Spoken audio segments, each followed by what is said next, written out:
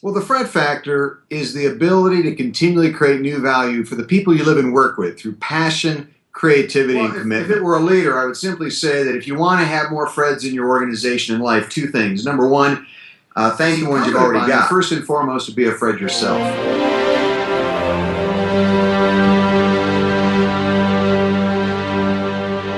Hello and welcome to ModernServantLeader.com. I'm here today with Mark Sanborn, author of The Fred Factor, Up, Down, and Sideways, which we actually spoke to Mark about a year ago here at Modern Servant Leader, and his latest Fred Factor 2.0, new ideas on how to keep delivering extraordinary results.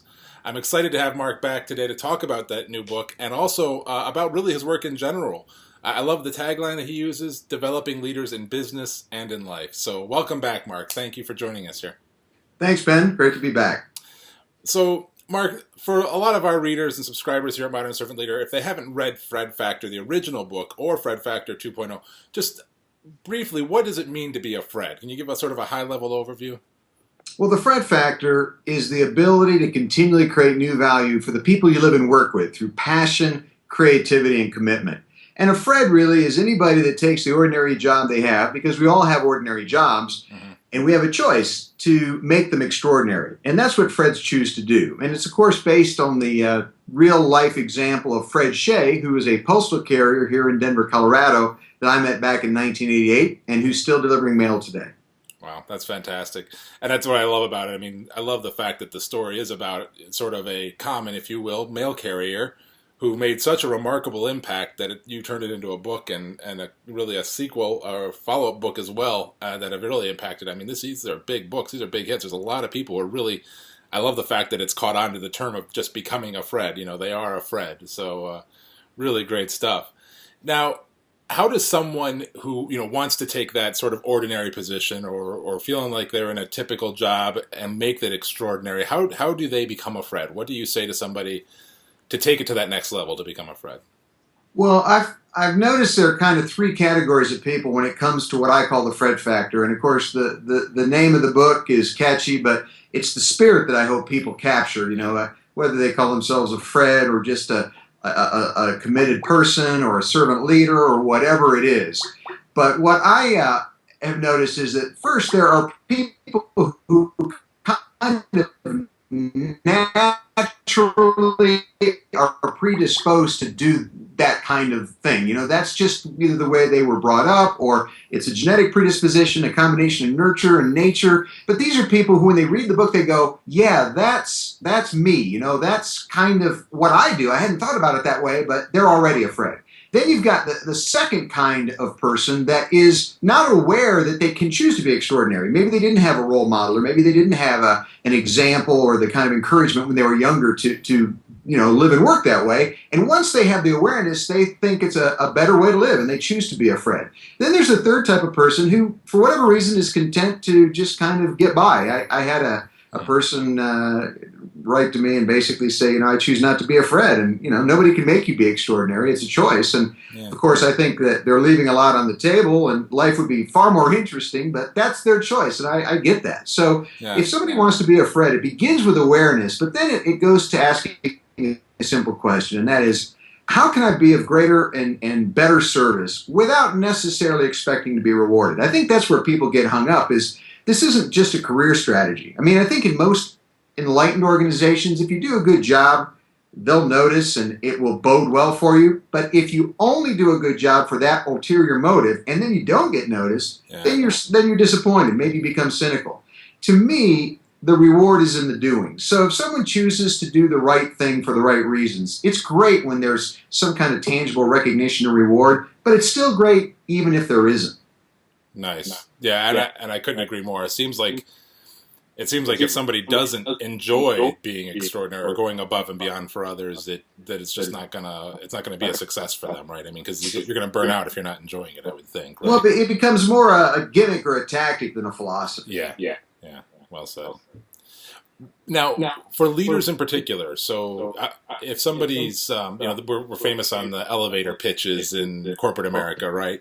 If you've got a aspiring leader or somebody sort of mid-management who's aspiring to be an executive, and you've got a quick elevator ride with them, what are those key points that you would say about becoming a Fred for the benefit of their organization or the benefit for them as a leader per se? Well, if it were a leader, I would simply say that if you want to have more Freds in your organization in life, two things. Number one, thank the ones you've already got, because there are a lot of people doing good work in organizations who are ignored because they're not a problem and they're not causing difficulties. And we, as Peter Drucker famously said, tend to feed our problems and starve our opportunities. So I think one of the easiest and most effective ways to encourage this behavior is to pay attention to it and thank people when you see it. The second thing I would tell a leader is if you want to have more Freds, more people who are really willing to go the extra mile for clients and colleagues, it's incumbent upon you first and foremost to be a Fred yourself. Don't expect what you aren't willing to do. And that's nonsensical. If you're self-absorbed and use people as a means to an end and you only do enough to get by and it's all about you, you're going to replicate that, at least that attitude, with the people that you lead. So if you really want to have more Freds, pay attention to the ones you've got and then look for ways that you can exemplify this behavior as a leader, not just to the people in your personal life and your customers and clients, but to the people that you manage and lead. Nice.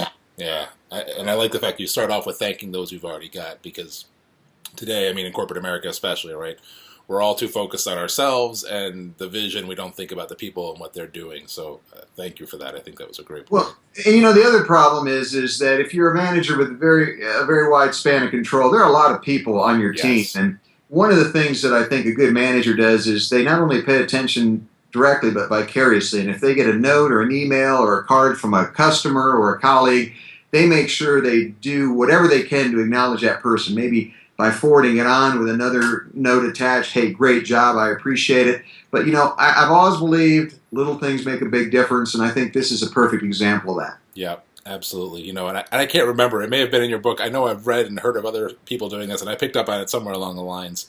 And I've started doing this as well. I love the idea of using handwritten notes nowadays to thank somebody. I don't know if you've seen that, but I love that concept of somebody taking the time to not just send an email, but grab a little thank you card and jot a note. And I've gotten a lot of great feedback on that, and I've seen other people doing it as well. So it is a great idea because it's so easy to send an email. And, I've come to kind of think that, mass greeting cards via email are pretty ineffective. If you really value someone enough to send them a greeting card or a note, taking time to write it and put a stamp on it really proves the point. Yep, well said. I like that. Now, the other thing that we talk a lot about at Modern Servant Leader is the effects of social media on leadership today. And really, both, a lot of people are talking about the risks from a leadership perspective, but really the opportunity that it presents. And it seems to me, and I know you've done a lot of talking about this too on the social media impact, how do you see social media creating opportunities for people to be more Freds or making it more difficult to be Freds? How is social media impacting the space today?